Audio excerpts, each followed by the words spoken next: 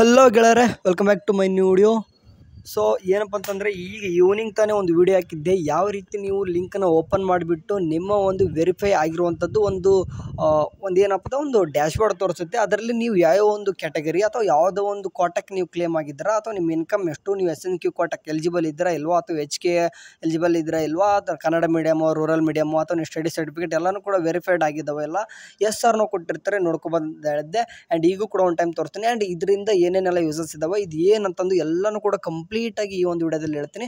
And first of all ಯಾರೆಲ್ಲ first time ನಮ್ಮ ಚಾನಲ್ಗೆ ವಿಸಿಟ್ ಕೊಟ್ಟಿತ್ತಂತಂದರೆ ಒಂದು ಸಬ್ಸ್ಕ್ರೈಬ್ ಆಗಿ ನೋಡಿರಿ. ಆ್ಯಂಡ್ ಇದೇ ರೀತಿ ಹೆಚ್ಚಿನ ಅಪ್ಡೇಟ್ಗಾಗಿ ನಮ್ಮ ಟೆಲಿಗ್ರಾಮ್ ಅಥವಾ ವಾಟ್ಸಪ್ ಗ್ರೂಪ್ಗೆ ಜಾಯ್ನ್ ಆಗ್ಬೋದು. ಸರಿ, ಸದ್ಯಕ್ಕೆ ಈಗ ಏನಪ್ಪ ಅಂದರೆ, ಈಗ ಕ್ಲಾಸ್ ಸ್ಟೂಡೆಂಟ್ಸ್ ಮಾತ್ರ ಮಾತಾಡ್ತಿದ್ದೀನಿ.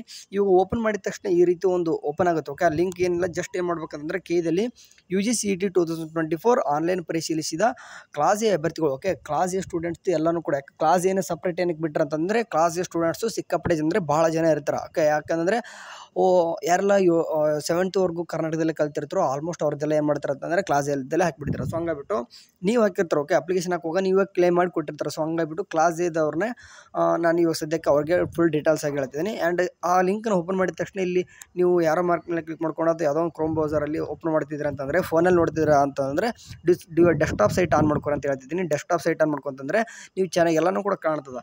ಸರಿ, ಸದ್ಯಕ್ಕೆ ಇಲ್ಲಿ ಈ ರೀತಿ ಪೇಜ್ ಓಪನ್ ಆಗ್ತದೆ. ಇಲ್ಲಿ ಎಂಟರ್ ರಿಜಿಸ್ಟರ್ ನಂಬರ್ ಮತ್ತು ಡೇಟ್ ಆಫ್ ಬರ್ತ್ ಕಾಣ್ತದೆ ಆ್ಯಂಡ್ ಕ್ಯಾಪ್ಚರ್ ಕೋಡ್ ಕಾಣ್ತದೆ. ಈ ರಿಜಿಸ್ಟರ್ ನಂಬರ್ ಅಂದರೆ ಏನಪ್ಪ ಅಂತ ಕಂಪ್ಲೀಟ್ ಜಾಗಕ್ಕೆ ಹೋಗ್ಬೇಡ್ರಿ. ನಿಮ್ಮ ಒಂದು ಅಪ್ಲಿಕೇಶನ್ ಫಾರ್ಮಲ್ಲಿ ನಿಮ್ಮ ಒಂದು ಅಂದರೆ ನೀವು ಅಪ್ಲಿಕೇಶನ್ ಫಾರ್ಮಲ್ಲಿ ನಿಮ್ಮದು ಅಪ್ಲಿಕೇಶನ್ ನಂಬರ್ ಅಂತ ಇರ್ತದೆ. ಅದನ್ನೇ ಬೇಕಾದರೆ ಯಾವ ರೀತಿ ಇರುತ್ತೆ ಅಂತ ತೋರಿಸ್ತೀನಿ ನೋಡಿ ಬೇಕಾದರೆ ನಿಮಗೆ. ರೈಟ್, ಓಕೆ, ಇಲ್ಲಿ ಹಾಕಿದ್ದೀನಿ ನೋಡಿ. ನಾನು ಬೇಕಾದ್ರೆ ಒಂದು ನಂಬರು 392022043403 ಅಂತ ಇರ್ತದೆ. ಆ್ಯಂಡ್ ಅದಕ್ಕೆ ಡೇಟ್ ಆಫ್ ಬರ್ತು ಕೂಡ ನೋಡ್ಕೋಬೋದು. ಓಕೆ, ಜಸ್ಟು ನಾನು ಒಂದು ಸ್ಟೂಡೆಂಟ್ ಇಸ್ಕೊಂಡಿದ್ದೀನಿ ನಾನು. ಸೊ ಹಂಗಾಗಿಬಿಟ್ಟು ಒಂದು ಸ್ಟೂಡೆಂಟ್ಸ್ ಏನು ಮಾಡ್ತೀನಿ ಅಂತಂದರೆ ಅವ್ರದ್ದೇ ಡೇಟ್ ಆಫ್ ಬರ್ತ್ ಹಾಕ್ತಿದ್ದೀನಿ ನಾನು.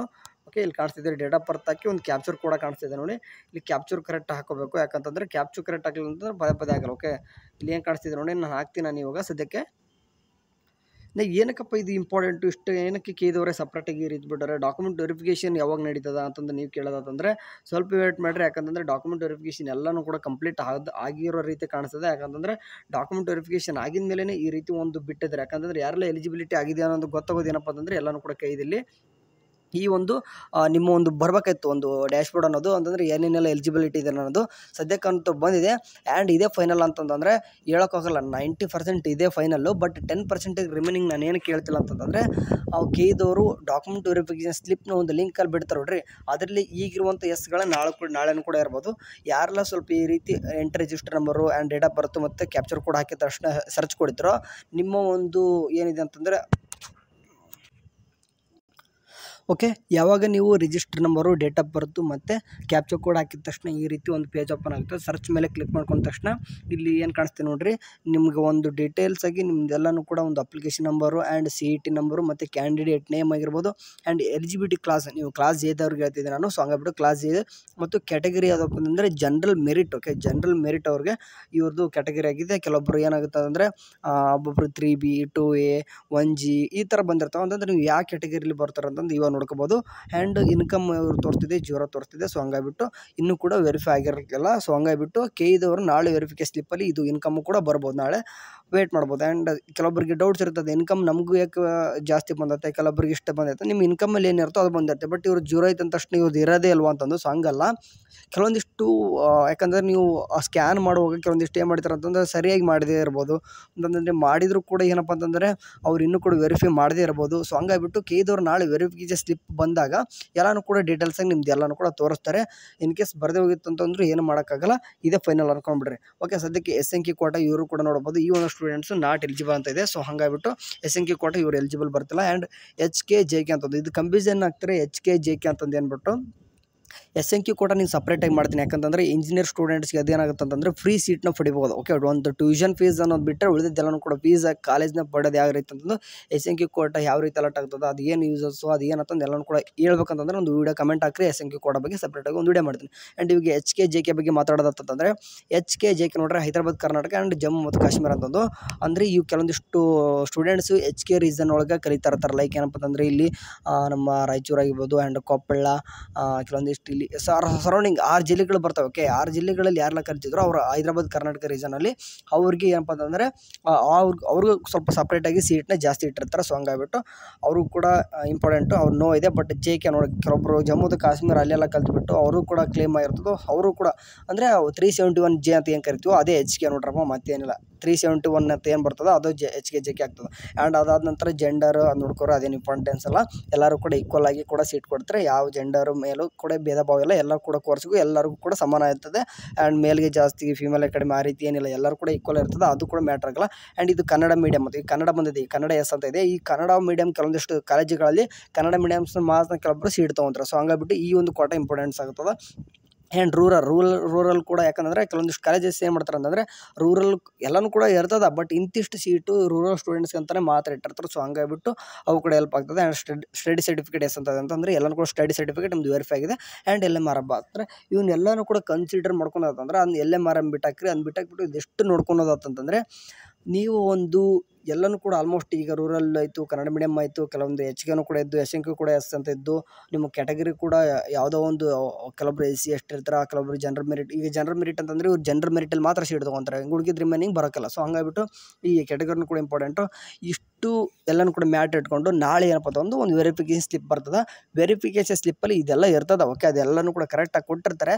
ಬಟ್ ಅದಕ್ಕಿಂತ ಮುಂಚಿತವಾಗಿ ಒಂದು ಕೇದವ್ರು ಏನು ಮಾಡಿದಾರೆ ಅಂತಂದರೆ ಈ ರೀತಿ ಒಂದು ಇನ್ಫಾರ್ಮೇಷನ್, ಈ ರೀತಿ ಎಲ್ಲನೂ ಕೂಡ ನೀವು ಎಲಿಜಿಬಲ್ ಇದ್ರಪ್ಪ ನೋಡ್ಕೋರಿ ಅಂತಂದರೆ. ಏನು ಕೆಲವೊಂದಿಷ್ಟು ಕೊಡದೆ ಹೋಗಿತ್ತು ಅಂತಂದರೆ ಸ್ವಲ್ಪ ವೇಟ್ ಮಾಡಿರಿ. ಕೇದವ್ರು ಏನು ಮಾಡ್ತಾರೆ ಅದನ್ನು ಕೂಡ ಪೆಂಡಿಂಗಲ್ಲಿರೋದು ಎಲ್ಲನೂ ಕೂಡ ಪ್ರೋಗ್ರೆಸ್ಸಲ್ಲಿ ತಂದುಬಿಟ್ಟು ಕಂಪ್ಲೀಟ್ ಮಾಡಿಬಿಟ್ಟು ನಿಮ್ಗೆ ಒಂದು ಸ್ಲಿಪ್ಪಲ್ಲಿ ಎಲ್ಲನೂ ಕೂಡ ಕ್ಲಾರಿಟಿ ಆಗಿರುವಂಥ ಒಂದು ಪಿಕ್ಚರ್ ಕೊಡ್ತಾರೆ.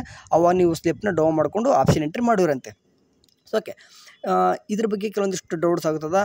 ನಂದು ಯಾರು ಬರ್ತಿಲ್ಲ ಅಂತ ನೋಡಿರಿ, ನೀವು ಫೋನಲ್ಲೇ ಆರಾಮ್ಸೆ ನೋಡ್ಕೊರಿ. ಸ್ವಲ್ಪ ಯಾಕಂದರೆ ಯಾರಿರೋ ಕಾರಣ ಕೆಲವೊಂದಿಷ್ಟು ಜನಕ್ಕೆ ಓಪನ್ ಆಗ್ತಿರಲ್ಲ, ಓಪನ್ ಆಗುತ್ತೆ. ಸ್ವಲ್ಪ ಬಿಟ್ಟು ನೋಡಿರಿ, ಈಗೇನು ಟೈಮ್ ಅವಸರ ಏನಿಲ್ಲ.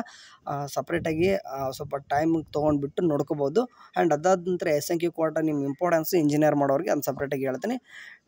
ಸರಿ, ಇವು ಎಲ್ಲ ಏನಕ್ಕಪ್ಪ ಇದೆಲ್ಲಕ್ಕೆ ಇಷ್ಟೆಲ್ಲ ಬಿಟ್ಟರು ಅನ್ನೋದಂತಂದರೆ ನಿಮ್ಮ ವೆರಿಫಿಕೇಷನ್ ಸ್ಲಿಪ್ಪಲ್ಲಿ ನಾಳೆ ಡೌಟ್ಸ್ ಬರಬಾರ್ದು. ಯಾಕಂತಂದರೆ ಇವಾಗಲೇ ಕೆಲವೊಂದಿಷ್ಟು ಸ್ಟೂಡೆಂಟ್ಸು ನೀವು ಇನ್ನೇನಾದರೂ ವೆರಿಫಿಕೇಷನ್ ಮಾಡಿಸ್ಬೇಕಂತಂದು ಎಲ್ಲನೂ ಕೂಡ ವೆರಿಫೈ ಆಗೇ ಬಂದೈತಿ. ಈಗ ಕ್ಲಾಸಿಗೆ ಸ್ಟೂಡೆಂಟ್ಸ್ ನಾನು ಏನು ಹೇಳ್ತಿದ್ದೀನಿ, ನೀವು ಎಲ್ಲ ಕೂಡ ವೆರಿಫೈ ಆಗಿಬಿಟ್ಟೆ ಇವು ಬರ್ತದೆ. ಮತ್ತು ನೀವೇನು ಡಾಕ್ಯುಮೆಂಟ್ ವೆರಿಫಿಕೇಷನ್ಗೆ ಅಲ್ಲಿ ಹೋಗೋ ಅವಶ್ಯಕತೆ ಇರಲ್ಲ. ಇನ್ ಕೇಸ್ ಏನಾದರೂ ರಿಜೆಕ್ಟೆಡ್ ಆಗಿ ನಾಳೆ ಯಾಕೆ not eligible student, okay, eligible student ಅನ್ನೋ ಬದಲು ನಾಟ್ ಎಲಿಜಿಬಲ್ ಸ್ಟೂಡೆಂಟ್ ಅಂತ ಏನಾದರೂ ಒಂದು ಲಿಸ್ಟ್ ಬಂತಂತಂದರೆ ಅವ್ರಿಗೆ ಏನಾದರೂ ಕೇದವರು ಒಂದು ಏನಾದರೂ ಏನಾದರೂ ಒಂದು ಮೆಸೇಜ್ ಕೊಡ್ತಾರೆ ಅಂತಂದರೆ ನೀವೆಲ್ಲನೂ ಕೂಡ ವೆರಿಫೈ ಮಾಡೋಕ್ಕೆ ಬೆಂಗಳೂರಿಗೆ ಬನ್ರಪ್ಪ, ಇಲ್ಲಾಂತಂದರೆ ನಿಮ್ಮ ಹತ್ರ ಇರುವಂಥ ಯಾವುದಾದ್ರೂ BFHಗೆ ಹೋಗ್ರಪ್ಪ, ಅಥವಾ ಇಲ್ಲಾದರೂ ಯಾವುದೋ ಒಂದು ಕಾಲೇಜ್ ಹೇಳ್ತಾರೆ ಆ ಕಾಲೇಜಲ್ಲಿ ಹೋಗ್ಬಿಟ್ಟು ವೆರಿಫೈ ಮಾಡ್ರಪ್ಪ ಅಂತಂದು ಏನಾದರೂ ಬರ್ಬೋದು.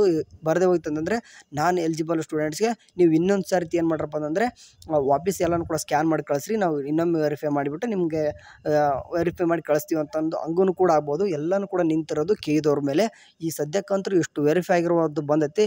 ಯಾರೆಲ್ಲ ಏನೂ ಕೂಡ ಬರ್ತಿಲ್ಲ ಅಂದರೆ ರಿಜಿಸ್ಟರ್ ನಂಬರ್ ಹಾಕ್ಬಿಟ್ಟು ಈ ಮೇಲೆ ರಿಜಿಸ್ಟರ್ ನಂಬರ್ ಹಾಕ್ಬಿಟ್ಟು ಡೇಟ್ ಆಫ್ ಬರ್ತ್ ಹಾಕ್ಬಿಟ್ಟು ಕ್ಯಾಪ್ಚರ್ ಕೊಡಬಿಟ್ಟು ಸರ್ಚ್ ಅಂತ ಕೊಟ್ಟಾಗ ನಿಮ್ಮದು ಬರ್ತಾ ಇಲ್ಲ ಅಂತಂದರೆ ತಿಳ್ಕೊಂಬಿಡ್ರಿ ಕೆಲವೊಂದಿಷ್ಟು ಜನಕ್ಕೆ ಎಲಿಜಿಬಲ್ ಆಗಿರಲಿಕ್ಕಿಲ್ಲ ಅಂತಂದು.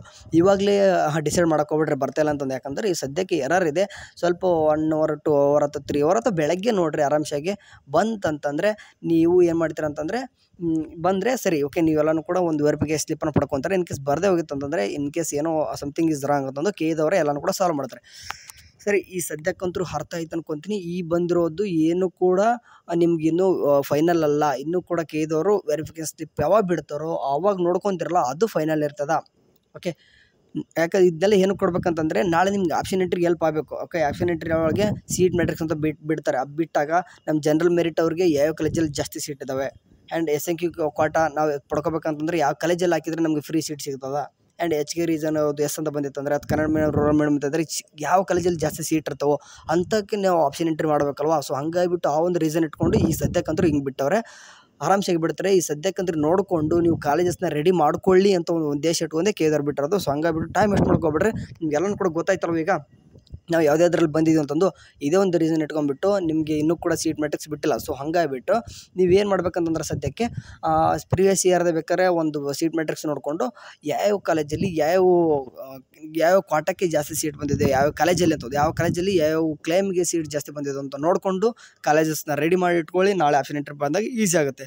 ಸರಿ, ಅರ್ಥ ಆಯ್ತು ಅನ್ಕೊತೀನಿ. ಇನ್ನೂ ಕೂಡ ಅರ್ಥ ಆಗಿಲ್ಲ ಅಂತಂದರೆ ಇನ್ನೊಂದು ಸರ್ತಿ ಬೇಕಾದರೆ ಈ ವಿಡಿಯೋ ಫುಲ್ಲಾಗಿ ನೋಡ್ಕೊರೆ ಅರ್ಥ ಆಗುತ್ತೆ. ಸರಿ, ಏನಾದರೂ ಅಪ್ಡೇಟ್ ಬಂದರೆ ತಿಳಿಸ್ತೀನಿ. ಅಲ್ಲಿವರೆಗೆ ಚೆನ್ನಾಗಿ ನೋಡ್ತೀರಿ. ಟೇಕ್ ಕೇರ್, ಬಾಯ್.